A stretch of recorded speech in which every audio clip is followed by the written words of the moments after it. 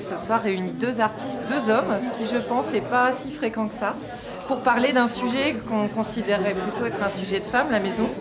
Donc c'était assez amusant finalement d'avoir leur regard à eux d'hommes justement.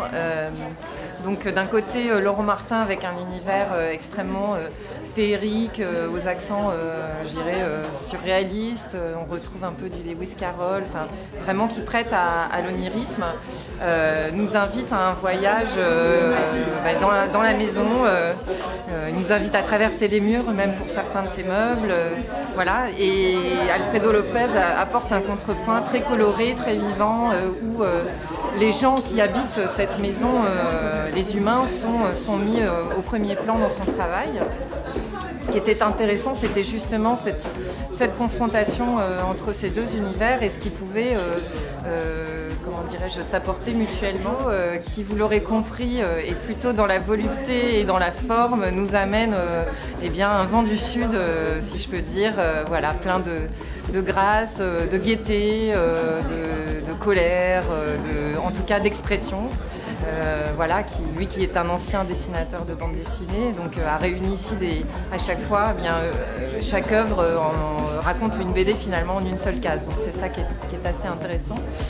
Et puis il amène aussi voilà, une écriture très graphique, des couleurs très franches qui font tout le charme de son univers et qui font aussi qu'on s'identifie vraiment parce que il n'y a pas du tout en fait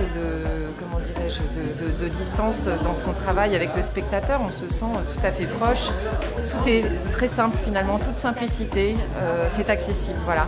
Un petit peu comme ces quatre femmes derrière moi qui boivent un verre de vin, voilà, accoudées à un comptoir dans la cuisine, on se sent vraiment comme à la maison dans cette exposition.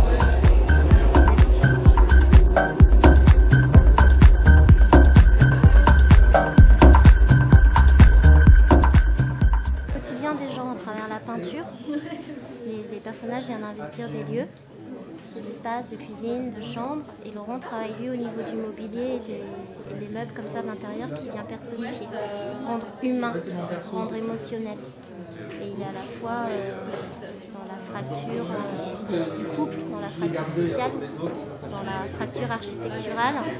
Il vient déformer les cours, il vient les percuter, il vient les coincer dans un coin de mur entre le plancher et l'angle de la pièce.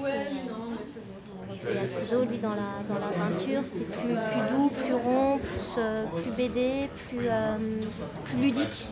Et je trouve que les deux univers, entre le côté comme ça, très brut du matériau, de l'aspect physique de l'œuvre de Laurent Martin et le côté pictural, beaucoup plus léger, en aplat, beaucoup plus ludique, plus coloré aussi. Il y a une profusion de couleurs chez le peintre et puis une économie de couleurs chez le sculpteur, le plasticien. Les deux univers comme ça viennent se mêler, s'entremêler et ça fonctionne.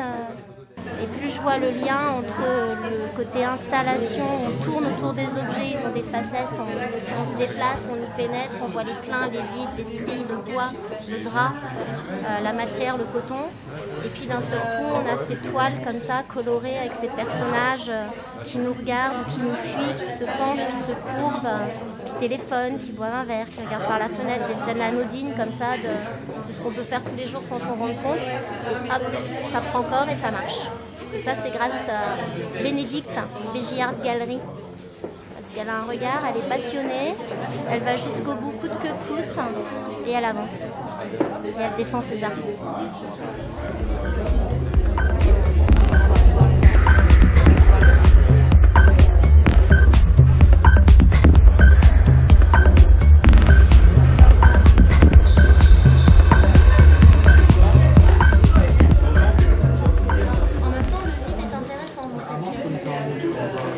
Tout à fait. C'est le plus important, ouais. C'est souvent ce qu'on voit pas qui est le plus important au final. Ce qu'on voit, c'est flagrant. Ce qu'on ne voit pas, il faut le réfléchir. Souvent, c'est ça, au final.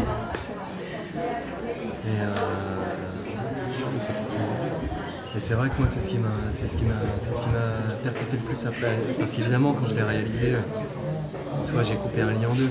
Mais après, quand j'ai commencé à le présenter et à séparer les deux éléments, c'est là où je me suis aperçu que le vide donnait toute la puissance au plan. Mais il manque un bout ou c'est vraiment c'est juste écarté? Non, c'est juste écarté.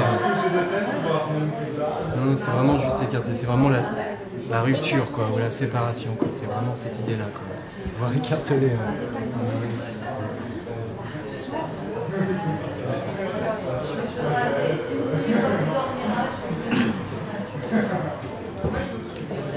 Ouais, c'est vrai que pour moi c'est plutôt un symbole de reconstruction, en fait, le vide là. Et finalement il est plutôt optimiste pour moi, le vide. Il est plutôt positif en fait. On pourrait le voir aussi de façon négative, mais je préfère être optimiste. C'est mieux.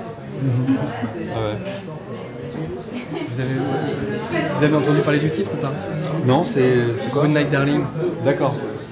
Donc évidemment c'est une pièce qui parle vraiment de la séparation ou de la rupture ou de l'arrachement.